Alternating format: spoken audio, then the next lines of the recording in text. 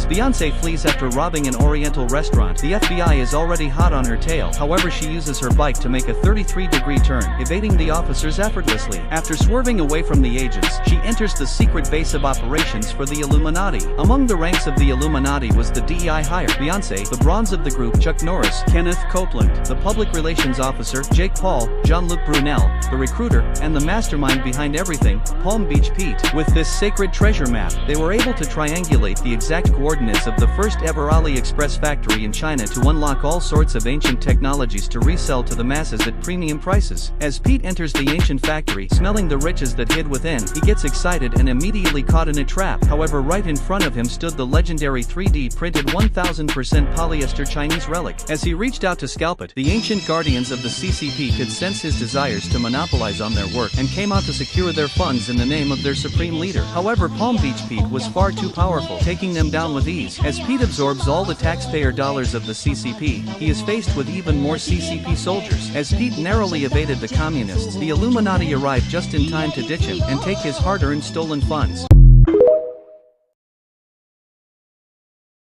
As the Rabbah of Tel Aviv Torah Academy finishes her daily teachings of the Talmud, she asks the class for their desired future career paths. As the class answered with typical responses like a war criminal, evil CEO, or a welfare leech, there was only one goy that had bigger aspirations. Lil Yahu wanted to be a IDF soldier, but not just any soldier. He wanted to be the greatest Israeli soldier the world has ever known. As the class erupts into laughter, Talmud 101 ends for the day, and while everyone else came running into their parents' arms, Lil Yahu had his soldiers LARP as his guardians. After the soldiers assault Yahu with their affection, they speed off in the distance. As he skips the movie line with his admin privileges, Yahu uses toxic gas fumes to air out an entire theater of goys to enjoy the movie alone with his most loyal soldiers. Although Lil Yahu's mother was absent for most of his life, his soldiers were always there for him, and that was all that mattered. Behind every heinous war crime that Lil Yahu committed, he could bear any consequence as long as his soldiers had his back. After tempting the slaves simulating the hunt with Goyslop, he comes back home to find a letter from the Illuminati,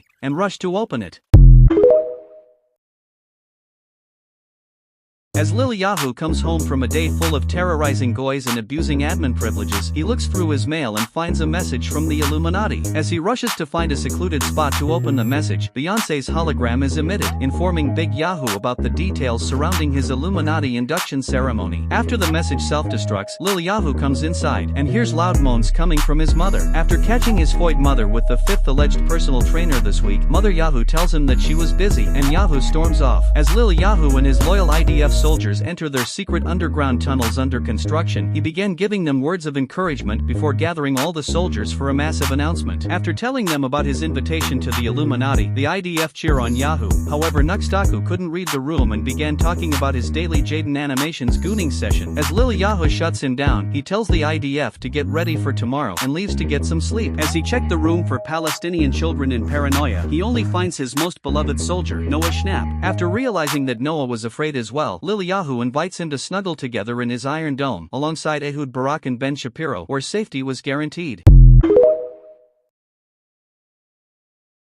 As Palm Beach Pete gets betrayed by the Illuminati, with Beyoncé taking his place as the top ringleader who planned on launching a turf war on the CIA to expand their control, Pete was enraged that a colored person, and a woman at that, would be the one who took over the empire that his ancestors built brick by brick. As his guards asked for their payment, Pete couldn't stand a goy taking his hard-earned cash and gave them a little lesson in Krav Maga. As this was happening, Lil Yahu began preparing for his induction ceremony for the Illuminati. Just as he was about to leave, his most loyal IDF soldiers waited outside to accompany him. However, Lil Yahu was reluctant to bring them along, as although he was grateful for their undying support and loyalty, the Illuminati only invited the cream of the crop, and Lil Yahu was unsure if the IDF could rise to the occasion. After ditching his soldiers, Ehud Barak, Noah Schnapp, and Ben Shapiro were left to deal with Nuxtaku, who desperately wanted to get involved. After tricking Nuxtaku into a game of hide-and-seek, the soldiers tailed Yahu. As Lil Yahu locates the Illuminati's hideout, he began asking around, and is almost immediately trafficked. However, the local rabbi steps in to relieve the tensions. As Lil Yahu thanks the rabbi, he began acting suspicious.